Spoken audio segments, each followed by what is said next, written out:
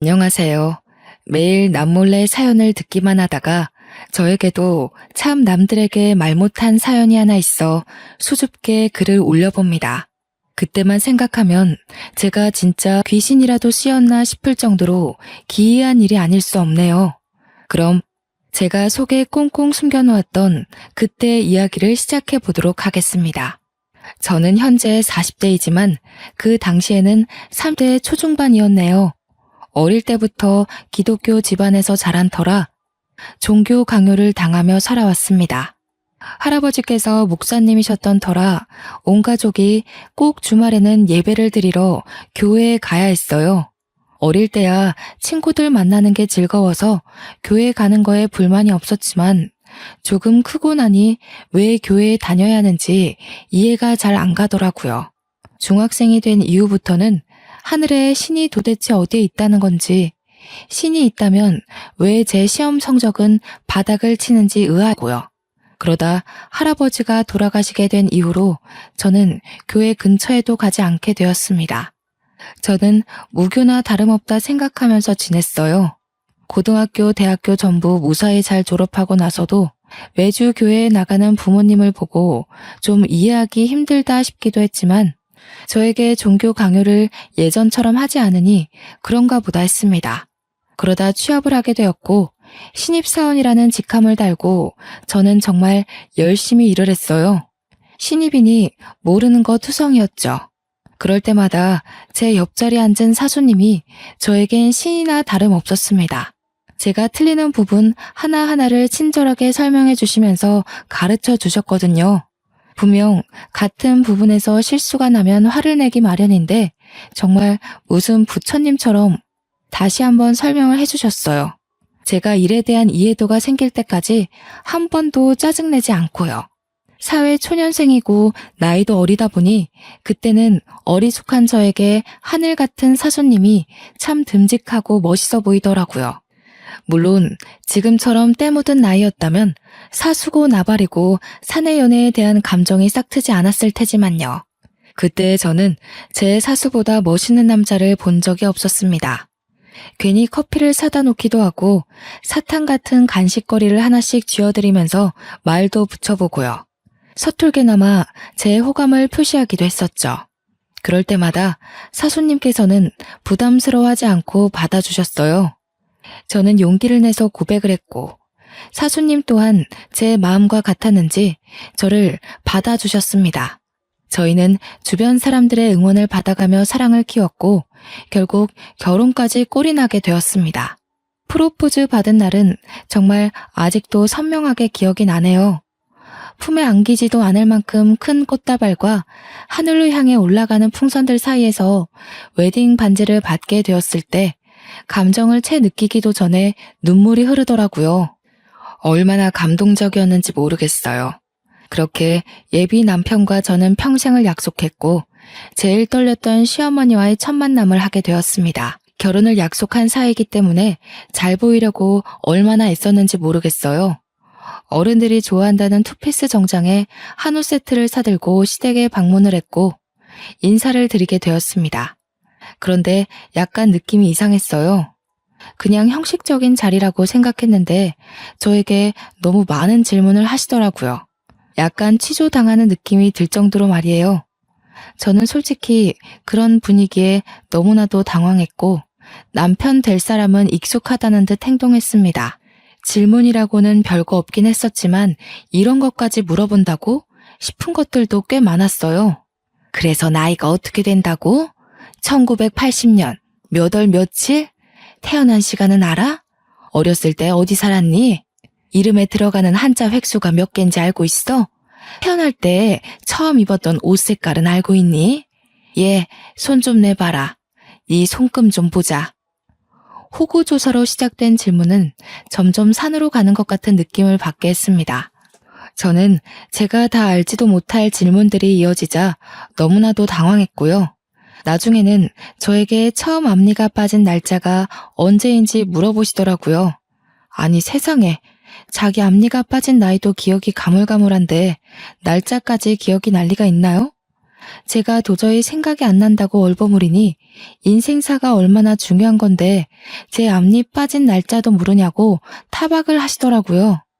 저는 시어머니께 본인 앞니 빠진 날짜는 알고 있냐고 되묻고 싶었지만 꾹 참았습니다. 저는 도무지 이해를 할 수가 없었죠. 그날 기분은 별로 좋지 않았습니다. 결혼에 관한 이야기보다는 별 쓸데없는 이야기만 잔뜩 나누고 돌아왔다고 생각했고 저를 마음에 들지 않아 하신다고 생각했거든요. 예비 신랑이랑 이야기를 나누어 보니 신경 쓰지 말라는 무성의한 대답만 돌아왔고요. 하지만 제 예상과는 다르게 상견례 날짜를 잡자는 예비 시어머니 연락이 왔고 어영부영 저희 가족도 상견례 자리를 마련하게 되었습니다. 처음 배웠던 날 이상한 질문들이 오갔기 때문에 내심 걱정되는 자리이긴 했지만 정신만 똑바로 차리면 호랑이 굴에서도 도망칠 수 있다고 하잖아요. 그래서 저는 결혼에 대한 이야기를 확실하게 할 수 있도록 준비를 했습니다. 상견례 자리에서는 무난했습니다. 다른 자리와 비슷하게 신혼집에 대한 이야기와 결혼식 준비에 대한 이야기를 나누게 되었어요. 제일 중요한 건 역시 서로 얼마를 준비할 수 있느냐 하는 돈 문제에 관한 이야기였죠. 예비 시댁이나 저희 가족들이나 전부 돈에 있어서는 이견 없이 준비를 할 수 있게 대화가 오갔기 때문에 저나 예비 신랑이나 전부 한시름 났어요. 하지만 예상치 못한 일은 결혼식 날짜를 정하는 일에서 생겼습니다. 신혼집은 애들이 원하는 위치에 잡기로 했으니 결혼식 일정은 제가 잡겠습니다. 제가 좀 알아봤는데 애들 합이 딱 맞는 날이 있다고 하더라고요. 길일이라 하면 저희도 좋죠. 사돈 어른께서 아주 시원시원해서 좋습니다. 12월 둘째 주 수요일이 딱이라고 하더라고요. 순간 상견례 자리에서 정적이 흘렀습니다. 토요일도 일요일도 아닌 수요일이라뇨. 도대체 어느 누가 수요일에 결혼식을 한다는 말입니까? 저희 부모님도 너무 어이가 없었는지 입을 떡 벌리시고는 아무 말도 못 하시더라고요. 저는 시어머니께 수요일에 결혼을 하라는 말씀이신지 다시 한번 여쭈어 봤습니다. 그러자 시어머니는 저에게 당연하다는 듯 이야기를 하셨습니다. 그날이 딱 좋은 날이라고 하더라고요. 그날 결혼하면 이혼할 일도 없다고 했다면서 요일이 중요하냐고 오히려 되물으셨습니다. 저는 당황해서 할 말을 잃었고 시어머니는 어떻게 살 수 있는지가 중요한 거니 그날 결혼식을 하는 게 좋겠다고 박박 우기셨어요. 저희 부모님도 너무 당황하셨는지 물 한 컵 들이키시고는 헛웃음만 흘리셨어요. 저는 예비 신랑을 쳐다보았지만 시어머니의 말씀에 토를 달 수 없는지 가만히 있더라고요. 사돈, 아무리 그래도 수요일에 결혼하면 손님들이 불편하지 않으실까요? 손님이 중요한가요? 우리 애들이 가장 합이 맞는 날에 결혼하는 거, 그게 중요한 거죠. 아무 날이나 결혼하는 건 옛날 풍습에도 맞지 않고요. 손님을 조금 포기해도 애들이 잘 살 수 있는 날 결혼하는 게 가장 중요하죠. 솔직히 틀린 말 하나 없어서 저희도 더 우길 수가 없었습니다. 시어머니 어깨를 한껏 치솟았고 저희는 그냥 시어머니의 고집대로 수요일 저녁 8시에 결혼식을 하기로 했어요. 결혼식장을 예약할 때 결혼식장 관계자들이 저희에게 2번이나 날짜에 실수가 없는 게 맞냐고 확인까지 하셨었어요. 절대로 예식 날짜 변경만큼은 안 된다고 고집을 부리시는데 그날 꼭 해야 되는 이유가 있다고 장담을 하시니 어쩔 수 없었습니다. 저희 부모님과 제 친구들, 그러니까 친정 쪽 손님들은 모두 황당해 하셨어요. 지방에서 올라와야 하는 친척도 상당히 난감해 하셨고요. 저희는 버스 대절을 일일이 신경 써서 준비해야만 했습니다. 결국에는 못 온다는 손님들이 늘어나고 대폭으로 손님들을 줄여 의도치 않게 스몰 웨딩을 하게 되었습니다. 저희 부모님께서 그동안 뿌린 금액이 얼만데 제대로 수고도 못했다면서 참으로 속상해하셨지만 시집살이 트집 잡힐까 무서워 시댁 의견에 찬성할 수밖에 없었어요. 분명 날짜를 받아왔다고 하셔서 시댁은 따로 종교를 믿지 않거나 아니면 어디 신점을 보러 다니시는구나 싶었는데 시댁이 글쎄 기독교라고 하더라고요. 저희 부모님도 모태 신앙이셔서 그 부분은 참 마음에 든다고 하시면서도 그럼 왜 결혼식 날짜에 그리 신경을 쓰셨지 하시며 의문을 가지셨습니다. 예비 시어머니는 저 결혼식에 목사님께서 주례를 서주시기로 했다고 하셔서 오히려 다행이라고 생각했습니다. 사실 마땅히 주례를 봐주실 분이 없었거든요. 저희 집에서도 목사님이라고 하니 상당히 좋아하셨고요. 그런데 또다시 문제가 발생했습니다. 신혼집이며 혼수며 준비도 다 잘 되었고 결혼식 날짜가 마음에 걸리지만 그래도 다 잘 해결됐으니 다행이지. 우리 이제 결혼하면 주말에는 뭘 하는 게 좋을까요? 나는 취미 생활을 하나 같이 했으면 좋겠는데 운동이든 뭐든요. 그러자 남편은 저를 빤히 쳐다보더니 약간 곤란하다는 듯이 말을 이어나갔습니다. 주말에? 주말에는 교회 가야지. 우리 어머님 소원이 며느리랑 같이 교회 다니는 거였거든. 토요일이나 일요일 오후에는 둘이 놀러 다니거나 취미생활 하는 거 다 좋은데 일요일 오전에 교회는 꼭 같이 갔으면 좋겠어. 저는 미리 정해진 이야기가 아니었기 때문에 또다시 당황스러워 말을 잇지 못했습니다. 그런 제 마음이 표정에서 다 드러났는지 남편이 저의 손을 꼭 잡고는 제게 애와 가까운 부탁을 했습니다. 우리 어머니께서 정말 신실하신 기독교 신자야. 그래서 교회를 오래 다니시기도 했고 온 가족이 교회에 가서 예배드리는 걸 평생 꿈꿔오셨어.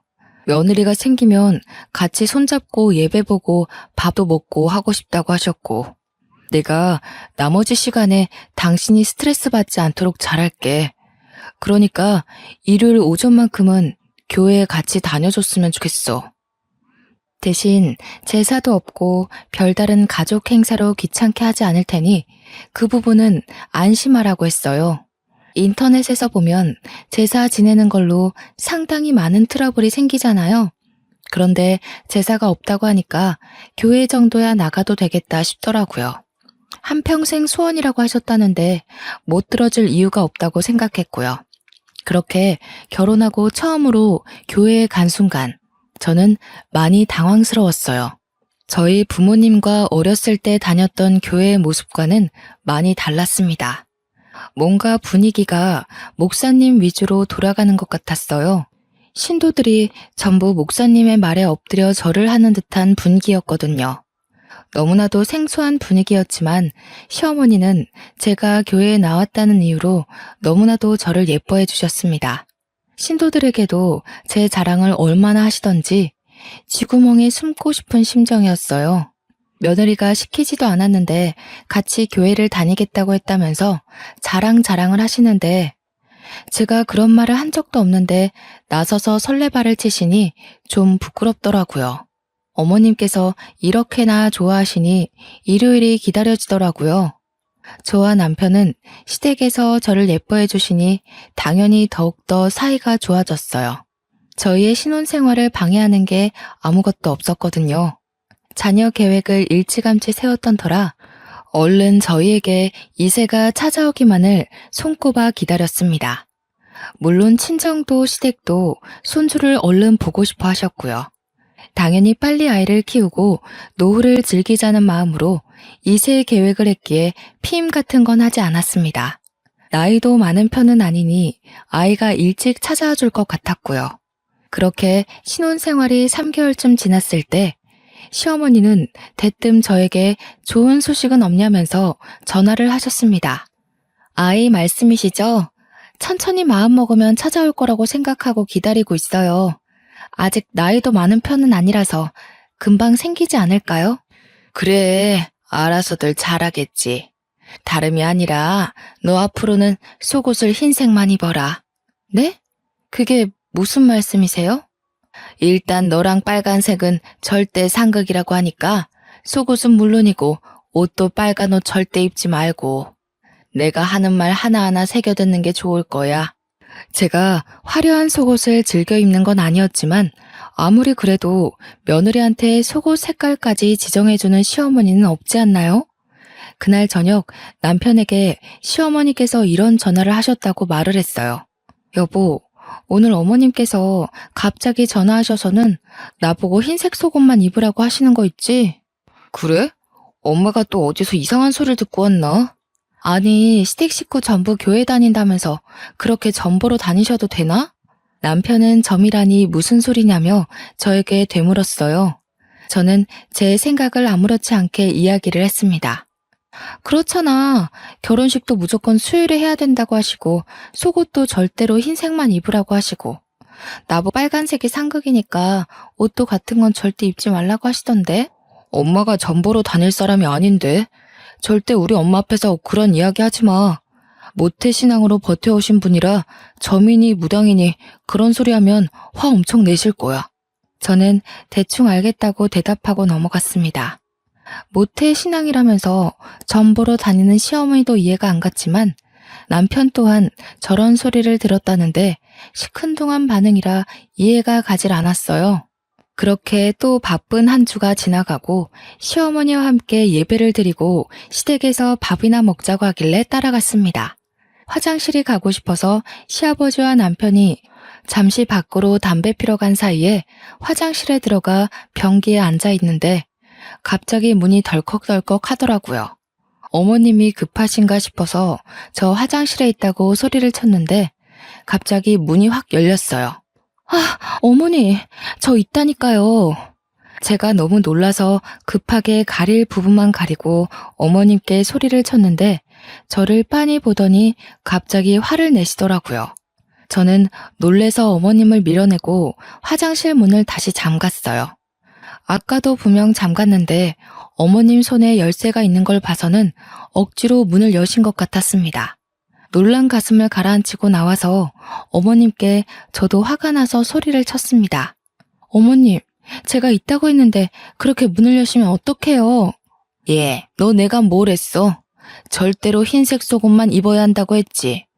내 말이 아주 말 같지 않지? 어? 그래서 나를 무시하고 지금 색깔 있는 속옷을 입은 거 아니야? 어머님, 왜 흰색 속옷만 입어야 하는데요? 그래야 빨리 애가 들어선다고 했단 말이다.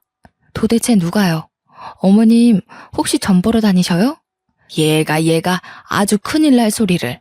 하나님께서 지켜보고 계신데 무슨 점을 보러 다녀? 그럼 누가 그런 소리를 하는데요? 우리 목사님께서 그러셨다. 손주 빨리 보고 싶으면 며느리한테 절대로 흰색 속옷만 입으라고 전하라고. 기도해서 응답받으셨다고 그러셨어. 저는 정말 너무나도 당황스러웠습니다. 다른 사람도 아니고 목사님이 그런 소리를 하셨다고 하니까요. 저는 시어머니께 목사님이 그런 소리를 하고 다녀도 되는 거냐고 되물었습니다. 그러자 시어머니는 더욱 화를 내면서 말씀하셨어요. 지금 우리 목사님 흉보는 거니? 그런 소리를 뭐 아무한테나 해주는 줄 알아? 나처럼 20년 이상 믿고 따르는 신도들만 모여서 기도의 응답을 알려주시는 거야. 매주 금요일 오전에 몇몇 신도들만 모여서 그렇게 기도회를 한단다. 그때 목사님께서 가족 간의 평안을 위해 물음을 하시고 응답이 오면 하나하나 알려주신단다. 네가 우리 집에 어떻게 시집 오게 됐겠니? 다 목사님께서 며느리를 받아야 한다고 응답을 받으셨기 때문이지. 어머님, 이게 다 무슨 말씀이신지 모르겠어요. 저와 오빠가 서로 사랑해서 결혼하게 된 거지 목사님이 점 찍어주셔서 결혼한 게 아니에요. 너를 집안에 들여야 부흥이 된다고 했다고. 그 말이 얼마나 대단한 말인지. 너 딱 시집 온 날부터 너네 시아버지 사업이 술술 풀리기 시작했잖니. 지금 거래처가 2배로 늘어나서 너 시집 오기 전보다 딱 매출이 4배가 올랐어. 그래서 지금 목사님 말 때문에 저한테 흰색 속옷만 입으라고 하신 거예요? 2년 동안 잠잠하던 사업이 갑자기 부흥한 것도 그렇고 그동안 우리 집안의 대소사를 전부 목사님께서 응답을 받으시고 해결해 주셨다니까. 아가, 네가 건강한 거 다 알지. 근데 임신은 하늘에서 아이를 내려주셔야 하는 거 아니겠니? 속는 셈 치고 딱 흰색 속옷만 입고 지내봐라. 응? 그 뒤로 저는 속눈샘 치고 시어머니의 말씀대로 흰색 속옷을 입었어요. 그러자 정말 3개월 만에 임신이 된 거예요. 임신 테스트기에 두 줄이 딱 떴을 때 저는 임신에 대한 기쁨보다 정말 흰색 속옷 덕분인가 싶은 마음이 먼저 들었습니다. 양가의 임신 사실을 알렸을 때에도 시어머니는 저에게 축하한다는 말보다 목사님 덕이라는 이야기를 먼저 하셨습니다. 흰색 속옷을 입으면 아이가 바로 들어설 거라고 하지 않았느냐며 저에게 의기양양하게 말씀하셨습니다. 자기 말 들어서 절대로 손해볼 게 없다면서 이게 다 전지전능하신 목사님의 기도 덕이라고요. 완전 기세등등하셔서 말씀을 하시는데 솔직히 저도 혹하더라고요. 꾸준히 아이를 가지려고 시도하고 있었지만 그래도 사람에게 조바심이라는 게 생기기 마련이잖아요. 가서 검사라도 한번 해봐야 하나 하는 그 타이밍에 정확히 아이가 들어서니 저도 점점 종교에 빠지게 되었습니다. 그날 이후로 시어머니는 제게 하나하나 목사님의 말씀이라면서 사소한 것부터 일일이 명령하기 시작했어요. 제가 발에 땀이 정말 많이 나는 체질이라 겨울에도 양말을 잘 신지 않을 정도거든요. 여름에는 당연히 슬리퍼만 신고 다니니 양말을 절대 신지 않았었고요. 그런데 시어머니는 저에게 집안에서 양말을 신고 다니라고 하셨어요. 양말이요? 어머니 저 발에 땀이 많아서 양말 신으면 오히려 더 냄새나고 불편해요. 내 말 들어서 어디 손해본 적 있니? 목사님께서 너 양말 안 신고 다니면 한번 탈 난다고 하더라. 임신도 했는데 널 위해서 하는 말이니까 양말 신고 다녀. 양말 신고 다녀. 알겠어? 임신해서 몸은 점점 불어나고 다리도 붓고 더워 죽겠는데 양말까지 신으려고 하니까 죽겠더라고요. 게다가 날이 점점 더워지고 있어서 양말에는 절대로 손이 가지 않았어요. 매일같이 양말 신었냐고 물어보시길래 그냥 거짓말로 양말 신었다고 대답하고는 신지 않았었죠. 그런데 정말 거짓말같이 사고가 난 거예요. 계단을 내려가다가 발을 삐끗했는데 발목이 확 접질려서 인대가 늘어나고 말았습니다. 저는 바로 병원으로 갔고 임신 중이라 간단하게 부목을 대고 반깁스를 했어요. 제 이야기를 들은 시어머니께서 그날 바로 전화해서는 제게 호통을 치셨습니다. 너 양말 안 신었지? 하며 제가 다쳤다는 이야기를 하자마자 말씀을 하시는데 정말 깜짝 놀랐어요. 진짜 온몸에 소름이 오소소 돋더라고요. 속옷도 그렇고 양말도 그렇고 뭔가 타이밍이 짜맞춘 듯이 흘러가니까요. 저는 우물쭈물 대답을 못했어요. 그러자 시어머니께서 엄청 답답해 하시면서 저한테 말씀하셨습니다. 잘 되라고 우리 목사님께서 금요 기도회에서 응답을 전파해 주신 건데 그걸 왜 안 듣고 그러니? 안 되겠다. 너 나 따라서 기도회에 한번 참석하자. 금요일 오전에 시간 비워도. 저는 울며 겨자 먹기로 금요일 오전에 시어머니께서 믿어 의심치 않는 기도회에 참석하게 되었습니다. 그런데 제가 말씀을 따라하고 응답을 받으려고 하는데 목사님께서 저에게는 말을 해줄 수 없다고 하셨습니다. 제가 세례를 받지 않은 사람이기 때문에 기도회에 참석해서는 안 된다고요.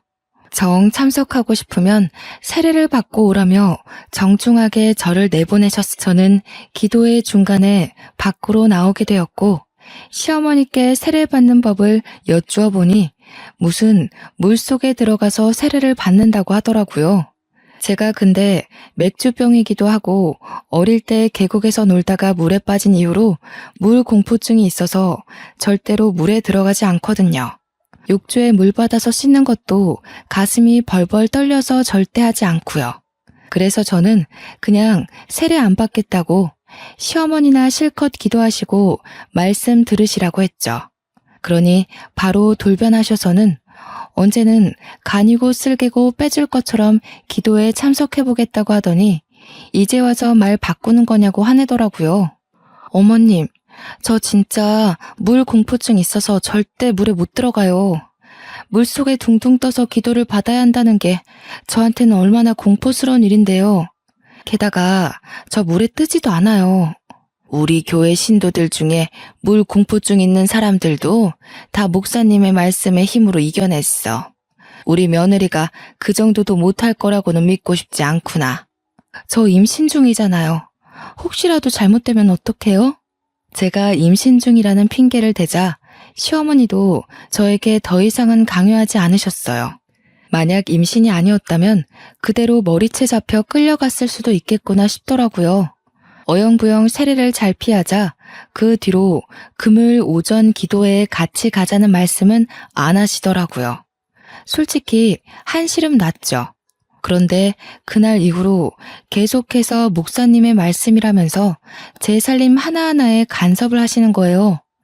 침대 위치를 바꿔야 된다고 하시면서 대뜸 집에 찾아와 침대를 침실 정 가운데에 떡하니 옮겨두시는 거예요.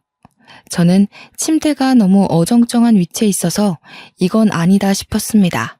어머님, 여기다가 침대를 두면 공간을 활용하기가 너무 어려워요. 벽에 붙이면 몰라도 침실 정 가운데에 두면 이 침실이 아주 음양의 기운이 좋다고 하더라. 딱 침대를 정중앙에 두면 그 길을 너와 우리 아들이 다 받아간다더라. 목사님이 얼마나 대단하신 분인지는 잘 알지? 시아버지의 사업도 승승장구하고 있고 저도 덜컥 임신까지 했으니 시어머니 눈에 목사님은 거의 신과 같은 존재였습니다. 제 다리도 거의 나아가고 있었는데 이게 다 매일 목사님께서 기도를 해주신 덕분이라고 하셨어요. 음양의 기운을 다 받으면 얼마나 좋은데요? 시어머니께서는 우물쭈물 하시면서 몸이 튼튼해지지 않겠냐며 엉뚱하게 대꾸하셨습니다. 시어머니도 제대로 아는 건 없는 것 같았지만 집을 3개 부리길래 어쩔 수 없이 침대를 침실 정 가운데에 두었습니다. 오며 가며 얼마나 불편하던지 그날 저녁 남편이 집에 돌아와서는 침대가 왜 여기에 있냐고 구석으로 밀어두려고 하더라고요. 평소 같았으면 남편이 하는 일이니 시어머니도 별 말씀 못하겠지 싶어 냅두는데 이상하게 그날따라 시어머니의 말씀이 자꾸 귀에 맴돌았어요. 몸이 튼튼해질 거라는 말이요. 제 뱃속엔 아이도 있었으니까 왠지 그 기운이 받고 싶어지더라고요. 그래서 그냥 내버려 두자고 했습니다. 침대 모서리에 다리를 찢기도 하고 공간을 애매하게 차지하는 바람에 화장대도 치워야 했지만 적응하면 괜찮겠지 싶었어요. 그런데 남편이 퇴근길에 큰 교통사고가 났다는 거예요. 저는 교통사고가 났다는 소식에 놀래서 휴대폰도 두고 택시를 타고 병원에 갔어요.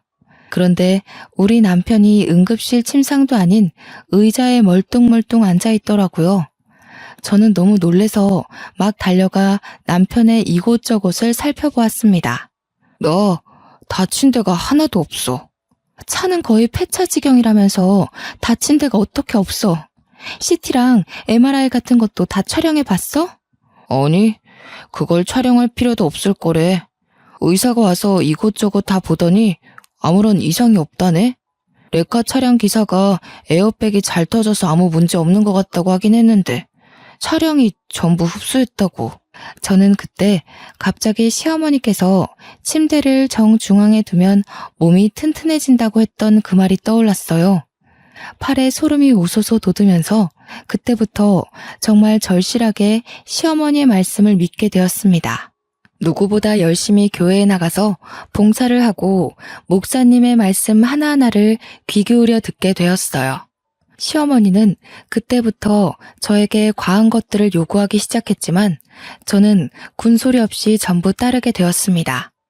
믿어서 손해볼 일은 단 한 번도 없었으니까요. 예, 오늘 기도 말씀에서 옷장에 옷을 전부 뒤집어서 걸어두라고 하더라. 안쪽에 붙은 택이 바깥에 오도록. 그래야만 네가 진통을 오래 안 겪고 아이를 낳을 수 있대. 저는 그 이야기를 듣자마자 옷장에 있는 옷을 전부 꺼내서 뒤집어서 옷걸이에 걸어놓았어요. 꼬박 3시간이 걸리는 일이었지만 옷장에 옷을 다 뒤집어 걸어놓으니 마음의 안정이 찾아오더라고요. 아이를 낳을 시점이 다가오고 있어서 그런지 배가 살짝 뭉치는 느낌이 들었지만 그래도 순산할 수 있다고 하니 기분은 나아지더라고요. 그렇게 한 달이 지나고 진통이 찾아왔고 저는 양수가 터진 상태로 급하게 산부인과에 입원을 하게 되었습니다. 보통 첫 아이를 낳을 때 10시간 이상 진통을 한다고 했고 자궁 문도 천천히 열린다는 이야기를 들어서 만발의 준비를 했어요. 그런데 산부인과에 입원한 지 얼마 안 되어 내진을 했는데 간호사분이 급하게 의사 선생님을 호출하더라고요. 출산 진행이 빠르게 되어 이미 자궁문이 9cm 열렸다는 이야기를 해주셨어요. 저는 정신이 없는 상태로 무통 주사도 맞지 못하고 바로 출산을 할 준비를 했습니다. 분만실에 들어가 힘주라는 소리를 듣고 힘을 빡 주었는데 뭔가가 쑥 하고 빠져나오는 기분이 들었어요. 그러면서 진통이 싹 사라지더라고요. 첫 분만에 이렇게 빠르게 출산한 산모도 드물다면서 고작 4시간밖에 걸리지 않았다고 의사 선생님께서는 저를 칭찬해 주셨습니다. 제 품에 아이를 안겨주시는데 너무나도 감동이었어요. 친구들은 12시간, 길게는 40시간도 진통을 했다는데 저는 정말 4시간 만에 아이가 쑥 하고 나왔어요. 회복도 어찌나 빨랐던지 후빼아리도 없이 바로 걸어다니고 밥도 먹고 할 거 다 하면서 퇴원했습니다. 조리원으로 이동하는 내내 시어머니께서는 다 옷장에 옷을 거꾸로 걸어둔 덕분이라고 하셨어요. 저도 정말 신의 뜻대로 하니 아무 어려움 없이 출산을 마치는구나 싶었습니다. 조리원에 도착해서 2주간 푹 쉬려고 하는데 시어머니께서 또 한 번 신신당부를 하시더라고요. 목사님께서 그러시는데 절대로 고춧가루를 먹으면 안 된다더라. 아이한테 아토피가 생길 수 있다고 하니까 절대로 고춧가루를 먹지 마. 저는 고개를 끄덕였습니다. 하지만 평소에도 매운 걸 정말 좋아하는 제가 고춧가루를 끊으려니 너무 힘들더라고요. 조리원에 들어온 3일차에 저도 모르게 김치를 먹고 말았어요. 그러고 아이를 보러 내려갔는데 아이의 얼굴이 새빨간 거예요. 저는 우리 아이의 얼굴이 왜 이렇게 빨간색이냐고 조리원에 계신 직원분께 여쭈어 봤습니다. 그러자 웃으시면서 태열이 올라와서 그런 거라고 너무 걱정하지 말라고 하셨어요. 이러다가 금방 가라앉을 테니 로션을 잘 발라주라고 하시더군요.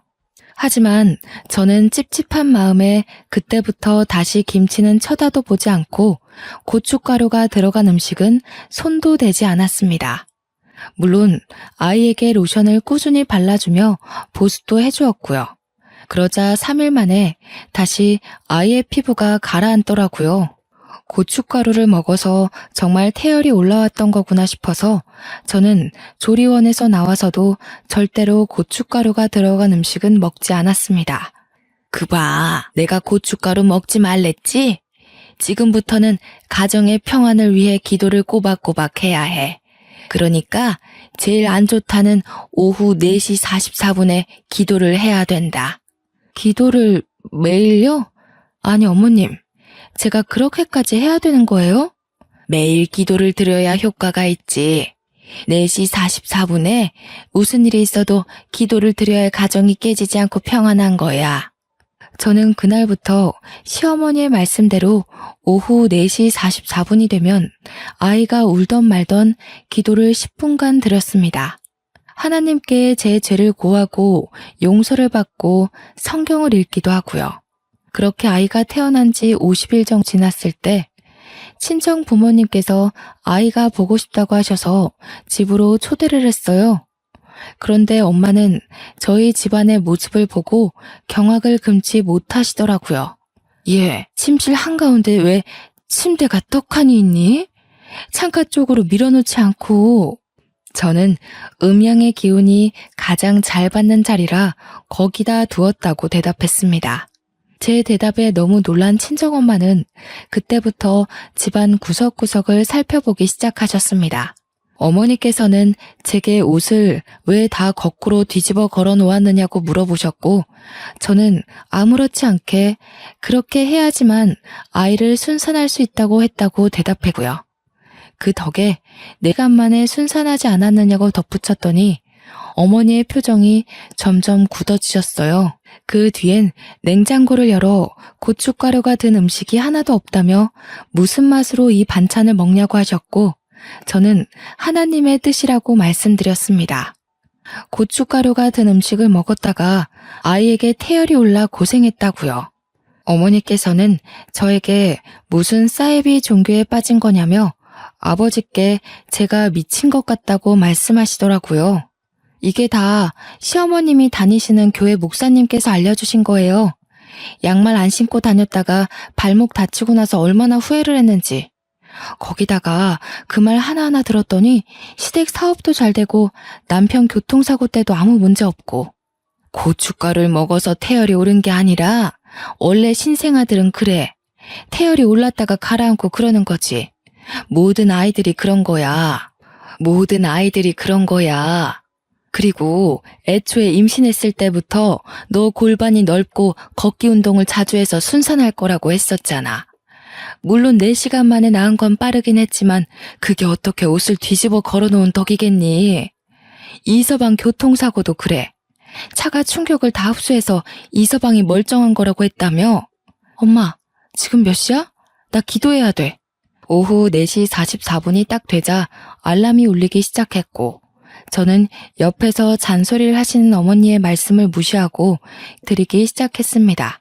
오늘 있었던 죄를 고하고 용서를 위한 기도를 시작했습니다. 중얼중얼 기도를 드리자 옆에 계시던 어머니의 표정이 점점 싸늘하게 바뀌기 시작했어요. 그 순간 아이가 갑자기 잠에서 깨어났는지 울기 시작했습니다. 어머니께서는 아이가 우는데 무슨 짓이냐며 제게 소리를 치셨습니다.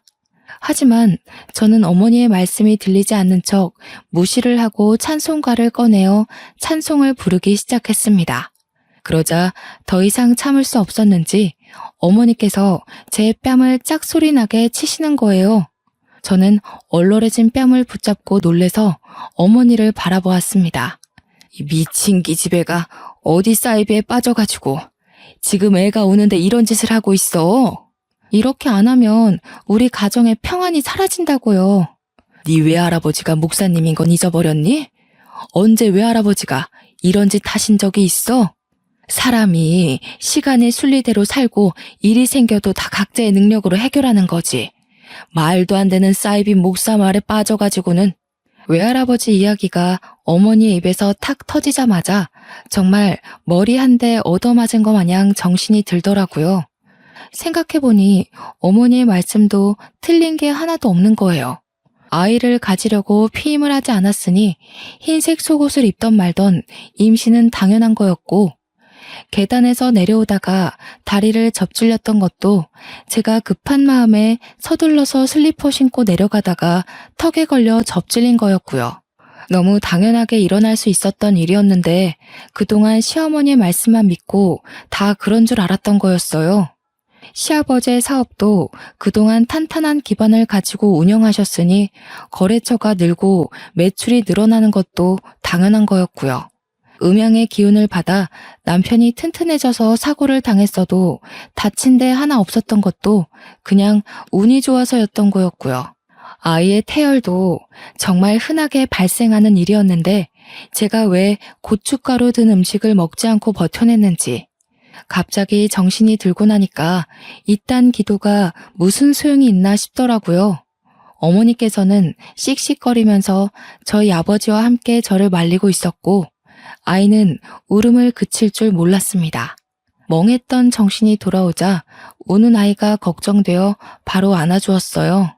제 품에 안기자마자 울음을 그치고 저를 빤히 바라보는데 제가 여태 이 아이가 우는 걸 무시하고 기도나 드리고 있었다니 얼굴에 열이 확 오르면서 너무나도 부끄러워지더라고요. 친정 부모님은 남편이 올 때까지 집에 돌아가지 않고 기다리셨어요. 저는 솔직히 너무나도 불안해졌습니다.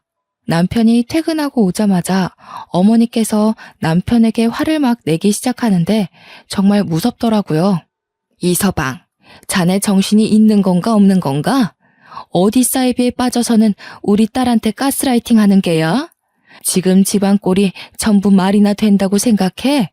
자네도 그딴 사이비를 종교랍시고 믿고 있는 거라면 당장 이혼하게.